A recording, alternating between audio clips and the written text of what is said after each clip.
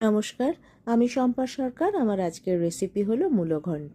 প্রথমে কড়াইয়ে অল্প তেল দিয়ে কিছুটা চিনেবাদাম ভেজে তুলে নেব। এরপর ওই তেলেই ছোট ছোট ডুমো ডুমো করে কেটে রাখা আলু, সেটাও নুন হলুদ দিয়ে ভেজে নেব।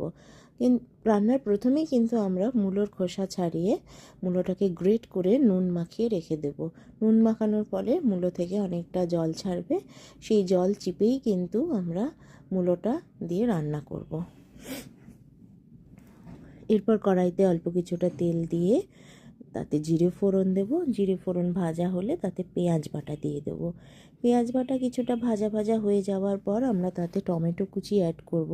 টমেটো কুচিতে আমরা নুন দিয়ে ঢেকে ঢেকে একটু রান্না করব যাতে টমেটোটা নরম হয়ে যায়।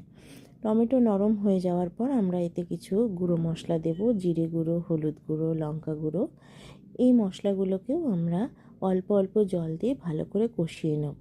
মশলা কষানো হয়ে গেলে তাতে আমরা ভাজা আলুটাও অ্যাড করে দেব। ভাজা আলুটা দিয়ে কিছুক্ষণ কষিয়ে নেওয়ার পর আমরা মূলোটা, যেটা আমরা নুন মাখিয়ে রেখেছিলাম, সেটা জল চিপে ফেলে দিয়ে সেই মূলোটা এতে অ্যাড করে দেব। মূলোটা দেওয়ার পরও আমরা খুব ভালো করে এটা মশলা আর আলুর সঙ্গে কষিয়ে নেব। অনেকক্ষণ ধরে কষিয়ে নেওয়ার পর আমরা এতে কিন্তু মটরশুঁটি অ্যাড করব। আর কষানোর সময় আমরা একটু ঢেকে ঢেকে কষিয়ে নেব যাতে মূলোটা সেদ্ধ হয়ে যায়।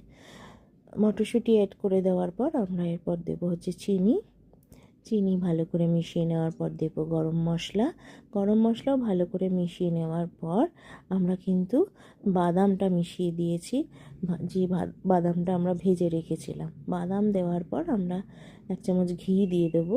ঘি ভালো করে মিশিয়ে দিলেই কিন্তু মূলো ঘন্ট রেডি হয়ে যাবে। আপনারা বাড়িতে এটা ট্রাই করবেন, আশা করি খুব ভালো লাগবে। কেউ কিন্তু খেয়ে বুঝতেই পারবে না এটা যে মূলোর একটা রেসিপি।